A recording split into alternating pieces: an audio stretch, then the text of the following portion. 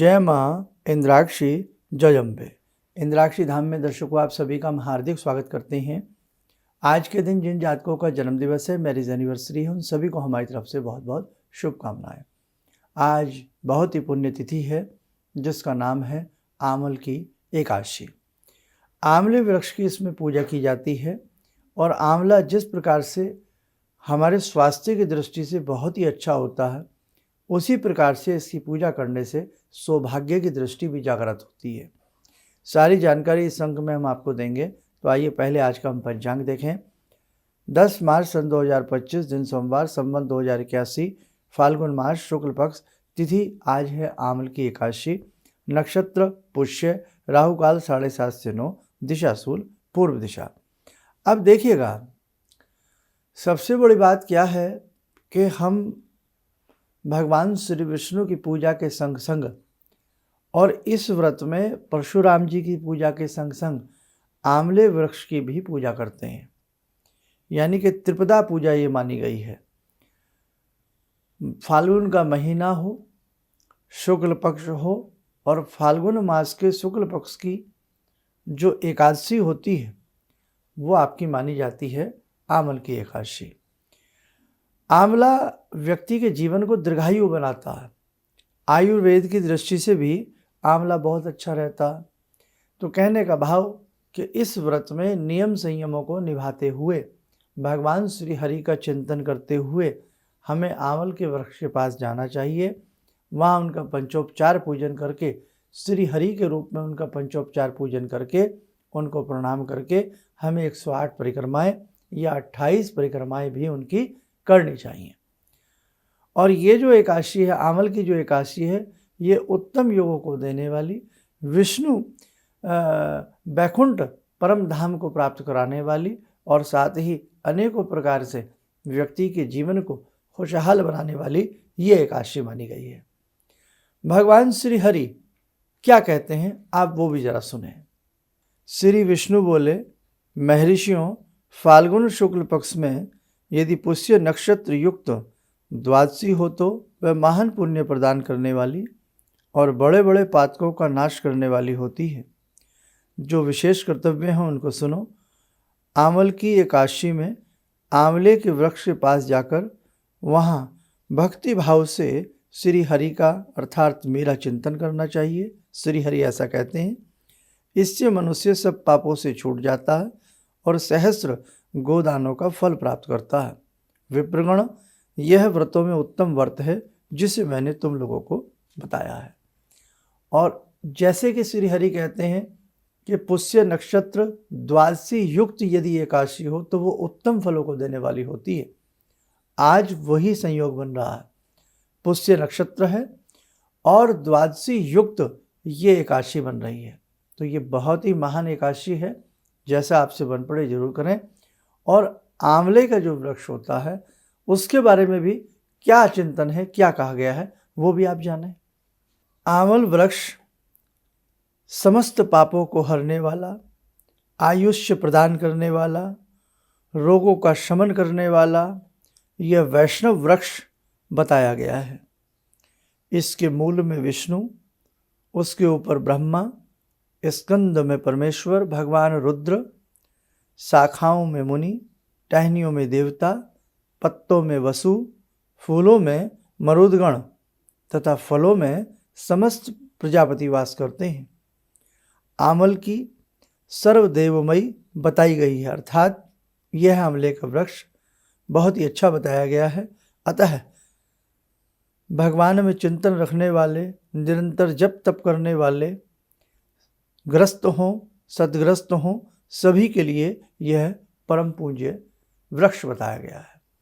तो कहने का भाव साधकों, जैसे कि आज आंवल की एकादशी है, इस एकादशी में आपके आसपास कहीं भी आंवले का वृक्ष हो, वहाँ जावें, उनको प्रणाम करके पंचोपचार धूप दीप आदि दे करके हम 108 परिक्रमाएँ या 28 परिक्रमाएँ या 31 परिक्रमाएँ या 51 परिक्रमाएँ जरूर करें। संभव हो तो करने का प्रयास जरूर करें। और जब हम परिक्रमाएँ कर रहे हों, यानी कि जिस वक्त हमने धूप दीप सब कुछ कर दिया, अब हमें परिक्रमा करनी है, तो उस वक्त में दाहिनी तरफ से हम परिक्रमा को शुरू करेंगे और मनि मन ओम विष्णुवे नमः, ओम विष्णुवे नमः, ओम विष्णुवे नमः, ओम विष्णुवे नमः, या ओम श्रीमन नारायण, या ओम नमो भगवते वासुदेवाय, या भगवान श्री हरि के 108 नामों को भी जप सकते हैं। जिन्हें विष्णु सहस्त्र नाम याद है वो विष्णु सहस्त्र नाम भी 108 परिक्रमाओं के दौरान जप सकते हैं, कर सकते हैं। कहने का भाव जितना आपसे अच्छे से अच्छा बन पड़े आप उतना करने का प्रयास जरूर करना।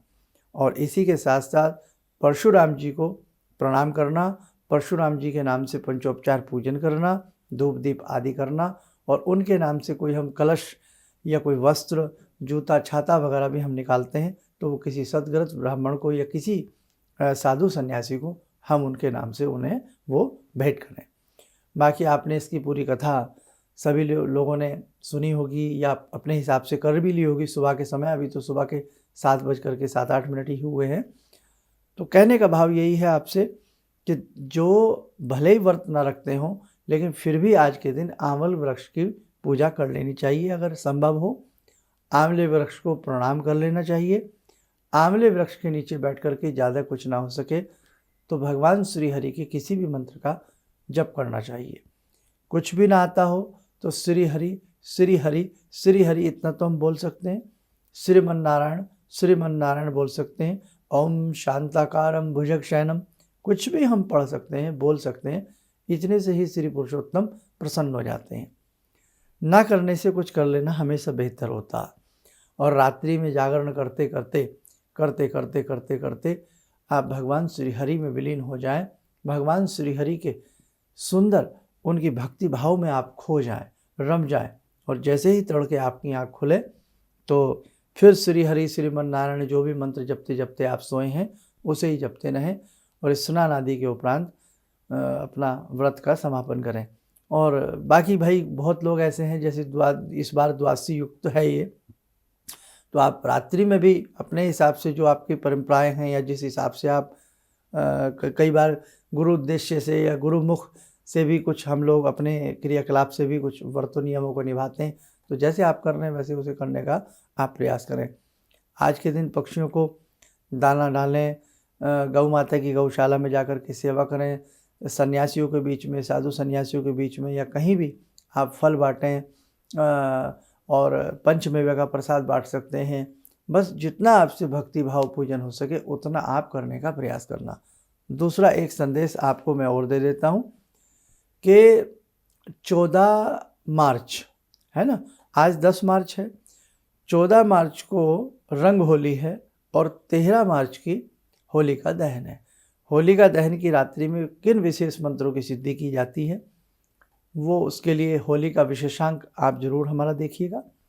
और 14 मार्च को जो चंद्र ग्रहण की बात चल रही थी कि 14 मार्च का चंद्र ग्रहण है, खग्रास चंद्र ग्रहण है, उसमें ऐसा ना करें वैसा ना करें, इस राशि पे ये असर होगा, वो भी हमने क्लियर कर दिया है कि 14 मार्च का ये खग्रास चंद्र ग्रहण भारतवर्ष में मान्य नहीं है।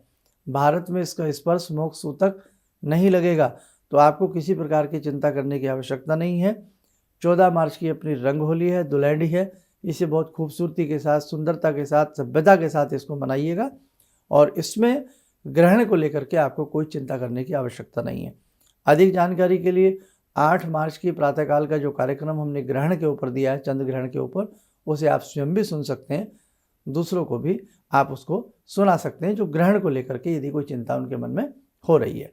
तो आइए अब समय हो चला आज की ध्यान साधना का, जुड़ते हैं श्री हरि श्री पुरुषोत्तम से। ओम करारविंदे न पदारविंदम मुखारविंदे विनिवेशयन्तम वटस्य पत्रस्य पुटे शयानं बालामुकुन्दं मनसा स्मरामि, बालामुकुन्दं मनसा स्मरामि। कस्तूरीतिलकं ललाटपटले वक्षस्थले कौस्तुभं नासाग्रे वरमुक्तिकं करतले वेणुकरे कङ्कणं सर्वाङ्गे हरिचन्दनं सुललितं कंठे च मुक्तावले गोपास्ति परिवेष्टितो विजयते गोपालचूडामणि शान्ताकारं भुजगशयनं पद्मनाभं सुरेशं विश्वाधारं गगनसदृशं मेघवर्णं शुभांगं लक्ष्मीकान्तं कमलनयनं योगवृद्ध्यानगम्यं वन्दे विष्णुं भवभयहरं सर्वलोकैकनाथम्। कवच बना लें, ध्यान करें, श्री हरि पुरुषोत्तम का शुभ आशीष हम सबके ऊपर बरस रहा है।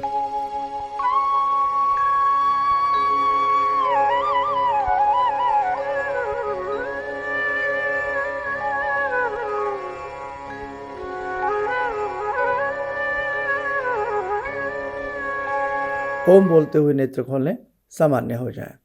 देखो साधकों, बहुत सारी ऐसी चीज़ें हैं जो समय समय पर यदि आप करते रहते हैं, बूंद बूंद से घड़ा भरता। इसीलिए धर्म के मर्म को समझते रहिए और अच्छे विधि विधान के साथ भगवान को पूजिए, अच्छे भाव से भगवान को मानिएगा। आपके समस्त कष्ट आपको नजर आएगा, स्वतः दूर होते दिखने लग जाएंगे। ठीक है, तो चिंता नहीं करना। होली विशेषांक जरूर देख लेना। साथ में ग्रहण को लेकर के कोई शंका हो तो उसके लिए भी हमारा ग्रहण पर बनाया गया प्रोग्राम 8 मार्च का, आप अच्छे से उसको देख लेना। चलिए, आप सब लोग स्वस्थ रहें, सुखी रहें। इन्हीं शुभकामनाओं के साथ हम अपनी वाणी को विराम देते हैं। जय जय अम्बे।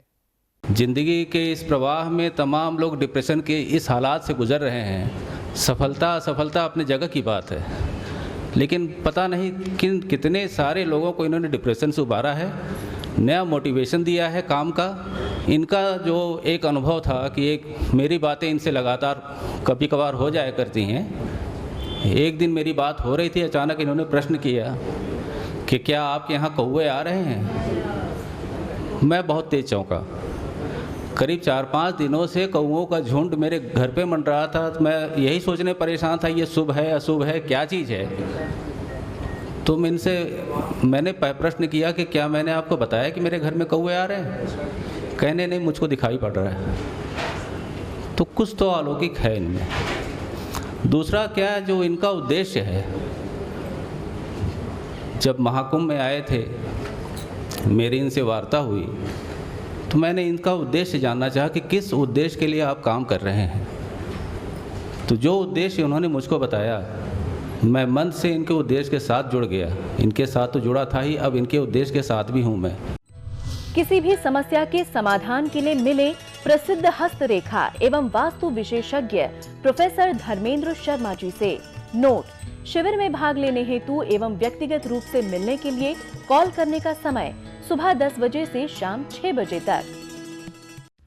हमारे विभिन्न ज्ञानवर्धक कार्यक्रम देखने के लिए आप हमें अभी सब्सक्राइब करें, बेल आइकन को प्रेस करें ताकि आप देख सकें हमारा कार्यक्रम सबसे पहले। और अधिक जानकारी के लिए फेसबुक पेज को लाइक करना न भूलें।